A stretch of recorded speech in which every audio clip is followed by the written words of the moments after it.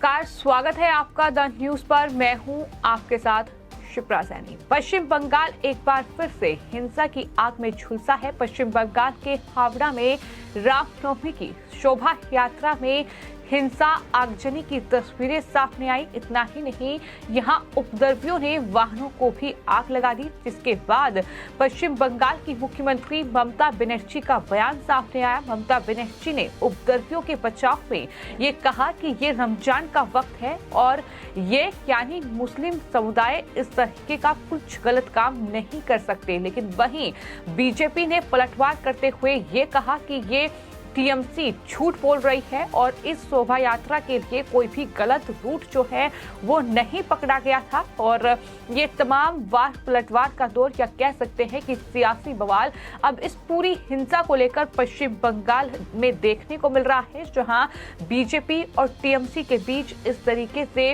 वार पलटवार का दौर जारी है। आपको ये बता दें कि पश्चिम बंगाल से ये कोई नई तस्वीर सामने नहीं आई है, बल्कि इससे पहले भी पश्चिम बंगाल में कई मौकों पर इस तरह की हिंसा और आगजनी देखी गई है।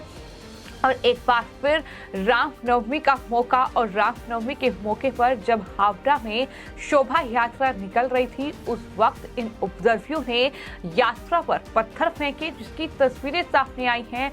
आगजनी की गई, वहां पथराव किया गया, हिंसा की गई, और इस हिंसा को पश्चिम बंगाल की मुख्यमंत्री ममता बनर्जी ने दंगे का नाम दे दिया। आपको ये बता दें कि हावड़ा के काजीपाड़ा में ये शोभा यात्रा निकाली जा रही थी। इस पूरी हिंसा को लेकर जो बंगाल की मुख्यमंत्री ममता बनर्जी का बयान सामने आया है, वो अपने आप में हैरान करने वाला है, क्योंकि उन्होंने इस हिंसा को दंगे का नाम दे दिया है। सवाल ममता बनर्जी पर इसलिए भी उठ रहे हैं क्योंकि ममता बनर्जी ने इस शोभा यात्रा के निकलने से पहले ही जो बयान दिया था, ममता बनर्जी ने ये कहा था कि सभी लोग रैलियां कीजिए, मगर रमजान का महीना चल रहा है, ऐसे में मुस्लिम इलाकों से गुजरने से परहेज कीजिए। उन्होंने कहा कि बीजेपी के लोगों को बोलते हुए सुना है कि हथियार लेकर वो निकलेंगे। इस पर कहना चाहती हूं कि ये मत भूले कि कोर्ट है जो छोड़ेगा नहीं। ये ममता बनर्जी का रामनवमी की शोभा यात्रा निकलने से पहले का बयान है। और उसके बाद जब हावड़ा में ये शोभा यात्रा निकली तो इस तरह की ये तस्वीर देखने को मिली। और बीजेपी का ये साफ तौर पर आरोप है कि ममता बनर्जी के इस बयान के बाद ही ये दरअसल इस तरीके की हिंसा हुई है। इस तरीके से लोग जो है वो भड़के हैं। और आपको ये बता दें कि जो सुकांत मजूमदार हैं, जो कि बीजेपी के अध्यक्ष हैं पश्चिम बंगाल के, उनका बयान सामने आया है इस पूरी हिंसा को लेकर। उनका ये कहना है कि टीएमसी जो है वो झूठ बोल रही है, क्योंकि वो गलत रास्ता था ही नहीं। हावड़ा मैदान तक परमिशन थी और वहां जाने के लिए यही एकमात्र रास्ता था जिससे कि शोभा यात्रा निकल रही थी। अब भारत में ऐसे दिन आ गए हैं कि आप कुछ क्षेत्रों में रामनवमी का जुलूस निकाल सकते हैं और अन्य क्षेत्रों में नहीं जा सकते हैं। ये बड़ी बात बीजेपी के जो अध्यक्ष है सुकांत मजूमदार, उनकी तरफ से कही गई है। तमाम बीजेपी के नेताओं ने ट्वीट किया है। वहीं आपको बता दें, शुभेंदु अधिकारी जो नेता प्रतिपक्ष हैं, उनकी तरफ से भी ट्वीट किया गया है। शुभेंदु अधिकारी आज हावड़ा जाएंगे, जहां वो बीजेपी कार्यकर्ताओं से मुलाकात करेंगे। पुलिस कमिश्नर से भी उनकी मुलाकात होगी। बताया ये भी जा रहा है कि इस हिंसा को लेकर पुलिस ने अब तक 36 लोगों को गिरफ्तार भी कर लिया है।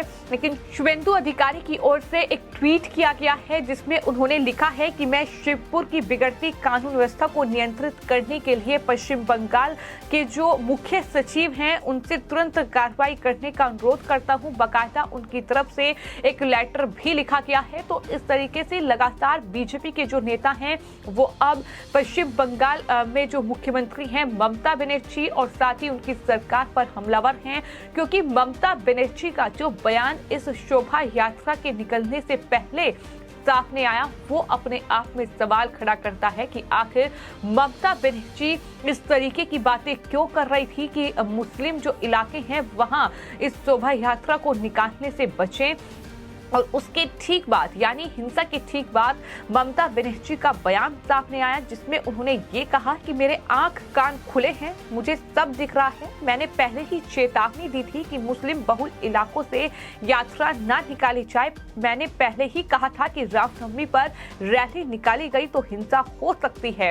उन्होंने ये भी कहा कि ये रमजान का वक्त है, इस वक्त में मुस्लिम समुदाय कुछ गलत काम नहीं कर सकते हैं। तो ममता बनर्जी जिस तरह की बातें कर रही हैं वो अपने आप में सवालों के घेरे में है, क्योंकि ममता बनर्जी जिस तरीके की बातें कह रही हैं कि मुस्लिम इलाकों में ये रामनवमी की शोभा यात्रा ना निकाली जाए, ये हिंदुस्तान है और जाहिर तौर पर लोग कहीं से भी यात्रा निकाल सकते हैं। तो ऐसे में क्या मुस्लिम इलाकों में वो नहीं जाएंगे? ऐसा तो नहीं है। बाकी देश के अलग अलग राज्यों में शोभा यात्रा निकाली गई है, जहां हर इलाके से यात्रा गुजरी है। तो यही सवाल बीजेपी की ओर से भी उठाया गया है कि दरअसल ये हिंदुस्तान है और हर क्षेत्र, हर गली, हर मोहल्ले में यात्रा निकाली जा सकती है, लेकिन इस पर इस तरह की पाबंदी लगाना, इस तरीके से चेतावनी देना, ये अपने आप में ममता बनर्जी और टीएमसी के मंसूबों पर सवाल खड़ा करता है। और इस हिंसा को दंगे का नाम देना, ये कहना कि रमजान का महीना चल रहा है और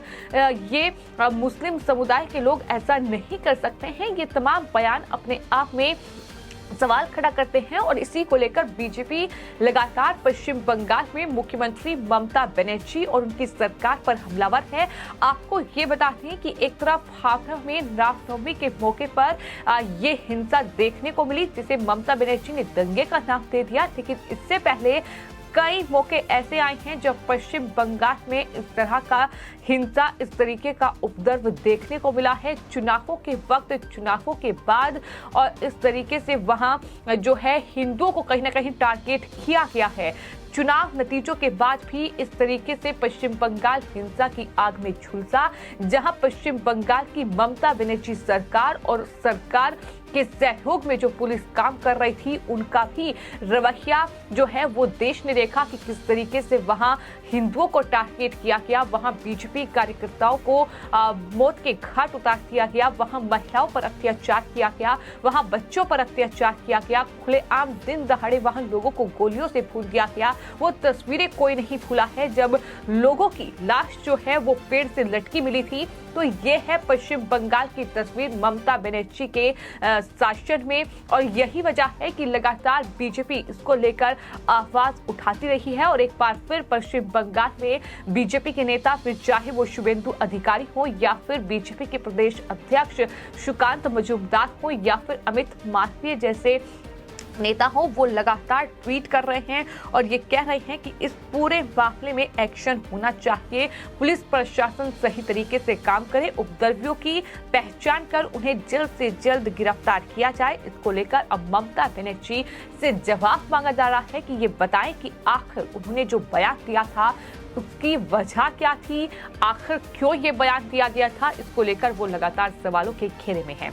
फिलहाल आपकी इस पूरे मामले को लेकर क्या राय है, हमें कमेंट बॉक्स में जरूर लिखें और चैनल को सब्सक्राइब करें। धन्यवाद।